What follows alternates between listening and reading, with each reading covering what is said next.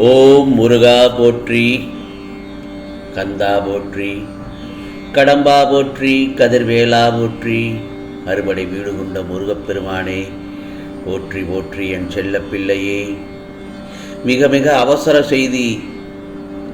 இந்த முருகப்பெருமான் சொன்னதை கேட்டதும் நன்றி கூற ஓடோடி வருவாய். ஆம் செல்லமே, இது திருச்செந்தூர் முருகனின் உத்தரவு கூட.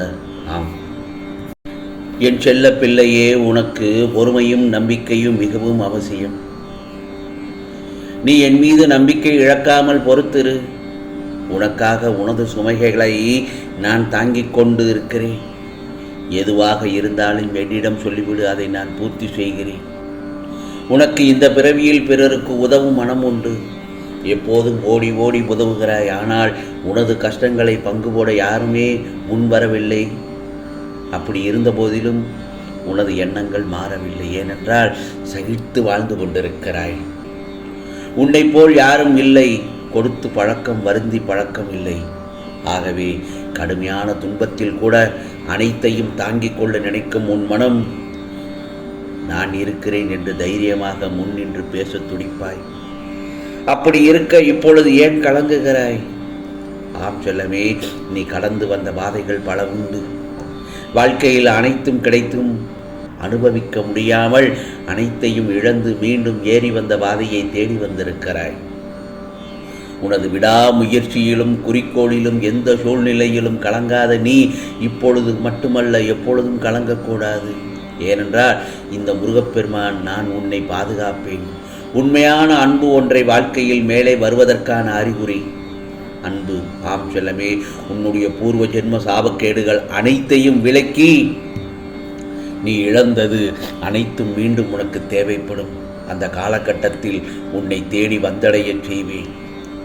இப்பொழுது நடந்து கொண்டிருக்கும் நிகழ்வுகளை கண்டு சகித்து கொள்ள வேண்டாம். தனக்காக ஒவ்வொரு வாய்ப்பிலும் உள்ள ஆபத்தை பார்க்க வேண்டாம். ஆனால் சாதிக்க துடிப்பவரோ ஒவ்வொரு ஆபத்திலிருந்தும் உள்ள வாய்ப்பினை பார்க்கிறார். ஆகவே கவலைப்படாதே என் செல்லமே.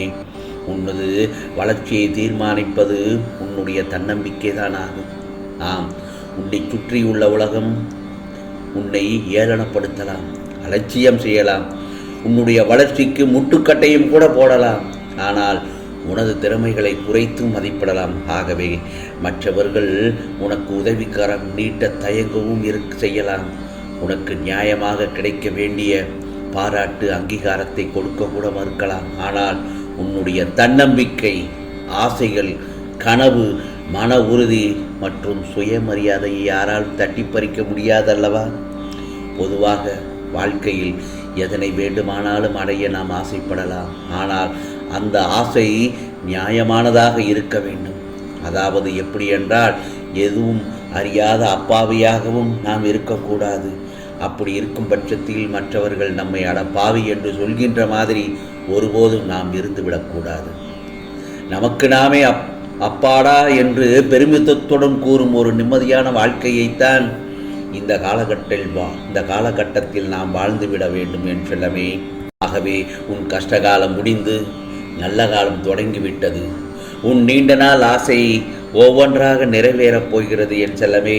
முருகனுக்கு அரோகரா என்று என் நாமத்தை சொல்லும் உன் பட்சத்தில் உன் துன்பமெல்லாம் நீங்க என்னை தேடி என் ஆலயம் வா.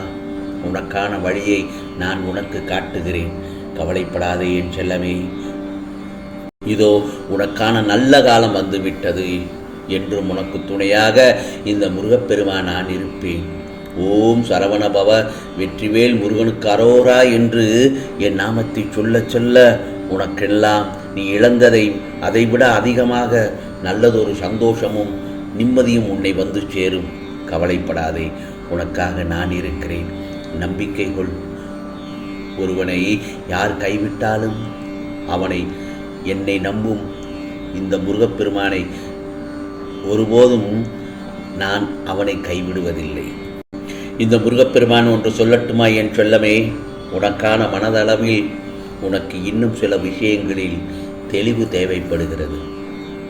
கோபம், வெறுப்பு, விதண்டவாதம், ஏமாற்றம் போன்றவை உன்னை கட்டுப்படுத்த விடாமல் நீ அவைகளை கட்டுக்குள் கொண்டு வா. நீ எதிர்பார்த்த ஒன்று நடக்கவில்லை என்றால் அதில் ஏதோ ஒரு நன்மை இருக்கும் என்று மனதார நம்பு. எந்த ஒரு பிரச்சனையையும் செயலையும் நிதானத்தோடும் நம்பிக்கையுடனும் கையாளும் பண்பையும் வளர்த்துக்கொள். இந்த உலகில் உள்ள எல்லா உயிர்களும் சமம். யாரையுமே துச்சமாக நினைக்காதே. அதே சமயம் உன்னையும் நீ தாழ்த்தி கொள்ளாதே. தேவையில்லாதவற்றை யோசித்து யோசித்து உன் மனதை பாரமாக்காதே என் செல்லமே. மனதை அமைதியாக வைத்துக்கொள். எதற்கும் பயப்பட வேண்டாம், கலங்க வேண்டாம். எல்லாம் சரியாகிவிடும். முருகா முருகா என்று என் வார்த்தைகள் மீது நம்பிக்கை வைத்து செயல்படு. நிச்சயம் உனக்கான தடைகளை அகற்றி வெற்றியை நிச்சயமாக உன் கைக்குள் கொண்டு சேர்த்து விடுவேன். சில நேரங்களில் சில இடங்களில் புலம்பிக் கொண்டே இருக்கிறாய். எப்படி, ஏன் எப்போதும் எனக்கு யாருமே இல்லை என்று புலம்பிக் கொண்டே இருக்கிறாய்? என் செல்ல பிள்ளையே, அந்த எண்ணம் மிகவும் தவறானது, ஆபத்தானது கூட. உன்னை சுற்றி உள்ளவர்களை முதலில் புரிந்து செயல்படு. அதை விட்டுவிட்டு உன் எதிர்பார்ப்புகளை அவர்கள் உடைக்கும் போது கவலைப்படுகிறாய். உலகில் இன்று பலர் சுயநலம் இல்லாமல் எந்த செயலையும் பிறருக்கு செய்வதில்லை. இதை நீ கண்கூடாக பார்த்திருப்பாய். அப்படிப்பட்டவர்களிடம் இருந்து நீ சற்று விலகி இருப்பது உனக்கு நல்லதுதானே? நீ என்ன தவறு செய்தாய்? வருத்தப்படுவதற்கு சொல் பார்க்கலாம். உன்னை ஏமாற்றியவர்களை நம்பிக்கையோடு செயல்படும் போது நீ அவர்களை விட அதீத நம்பிக்கையோடு அல்லவா செயல்பட வேண்டும்? ஆகவே எந்த ஒரு சூழ்நிலையிலும் உனக்கு யாருமே இல்லை என்று வருந்தாதே. உலகில் உள்ள அனைவருக்கும் ஒவ்வொரு விதமான சுமைகள் இருந்து கொண்டேதான் இருக்கும். நான் ஒன்று சொல்லட்டுமா? உனக்கு சிறியதாக படும் பிரச்சனை மற்றவர்களுக்கு பெரிதாக தெரியும். அவர்களுக்கு சிறியதாக தெரியும் பிரச்சனை உனக்கு பெரிய பிரச்சனையாக இருக்கும். ஆகவே உன் வாழ்வில் நீ தைரியமாக உன்னை சூழ்ந்து உள்ள துயரங்களை எதிர்த்து நின்றால்தான் உன்னால் நிச்சயமாக வெற்றி காண முடியும். நீ போகும் பாதையில் மோசமான மனிதர்கள் ரூபத்திலோ அல்லது வேறு ஏதேனும் ஒரு வழியிலோ உனக்கு தடைகள் வந்திருக்கும், இனியும் வரும். கவலைப்படக்கூடாது. தைரியமாகவும் நம்பிக்கையுடனும் உன் இலக்கை நோக்கி போய்கொண்டே இரு. உன் கடமைகளிலிருந்து ஒரு நாளும் தவறாதே. என் செல்ல பிள்ளையே, இதுவரை நீ சந்தித்த வேதனைகள் எல்லாம் எப்படி காணாமல் போனது என்று நினைத்து வியக்கும் அளவிற்கு இந்த முருகப்பெருமான் நிச்சயமாக நல்லதொரு மாறுதல்கள் நிச்சயமாக உன் வாழ்க்கையில் நடைபெறும். இந்த முருகப்பெருமான் நான் கூறும் வார்த்தைகளை நம்பிக்கையோடு பின்பற்று. புரிகிறதா? இதையெல்லாம் இழந்தாயோ அதைவிட நான் அதிகமாக உன்னை வந்து சேரும்படிதான் இந்த முருகப்பெருமான் அருள் பாலிப்பேன். கவலைப்படாதே என் செல்லமே. நிச்சயமாக உனக்கானதெல்லாம் நல்லதே நடக்கும், நல்லதே நடக்கும். ஓம் சரவண பவ.